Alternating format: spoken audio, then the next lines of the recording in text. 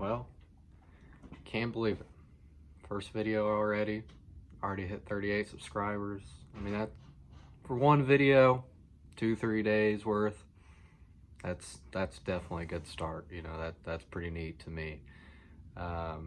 This video here is basically just talk about kind of where we're going to be going with the motor that I have for the Tahoe. Definitely the plans that are going to be happening with it, what needs to be done, what's kind of wrong with it, and so on and so forth. So yeah, here it is. Here's that GM Goodwrench 290 horsepower motor.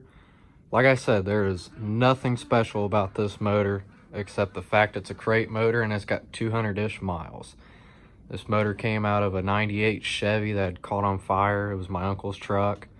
What he had done was he was going to go adjust the valves on his heads, and after you get all your pulley system on here and whatnot, you are not able to get that driver's side valve cover on.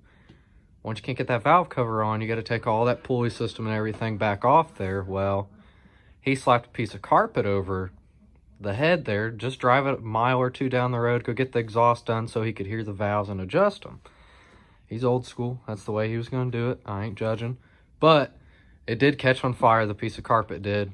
So if you see here, he did have the Vortec top end on it, as it was in a 98. You can kind of see where the plastic has seeped in there, where the valves weren't adjusted, and maybe when the truck had been shut off, that's where it decided it was going to seep in at. Maybe that's where the valve was open at. Not too positive. That is the only bore out of any of them that are like that. The rest of them still need to be cleaned up. They have some surface rust coming in. You know, it's not going to hurt to go ahead and have them cleaned up. This motor will be going through to a machine shop, getting cleaned. Really just getting baked up, cleaned up, and ready to drop in.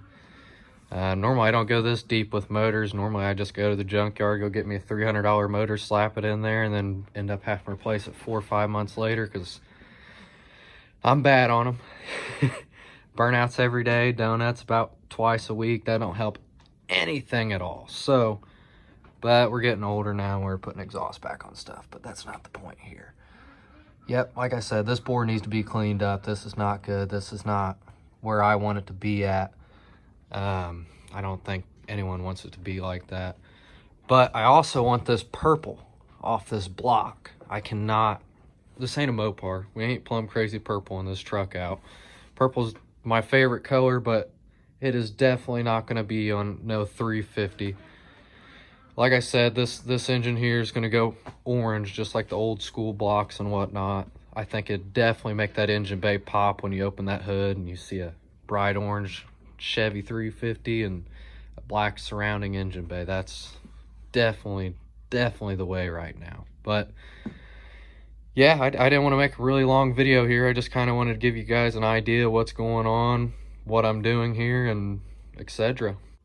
Like I had started the video off, you know, I highly appreciate the support I've gotten so far, you know, to get 38 subscribers in basically, you know, 2 days. You know, I think I had 24, 25 right after the first video was posted. I don't have that many views on that video, and that's definitely cool to me. So definitely shows me that you guys are, you know, interested in what I'm doing, what I got going on, and you know, that's pretty cool. So I appreciate it so far. You know, drop a like, subscribe, show your buddies, kind of help me out here. And like I said, we're going to get better and better over time. I'm going to be using a different software for editing my videos. I only use my phone, by the way. I just have an iPhone XS Max. Nothing too special.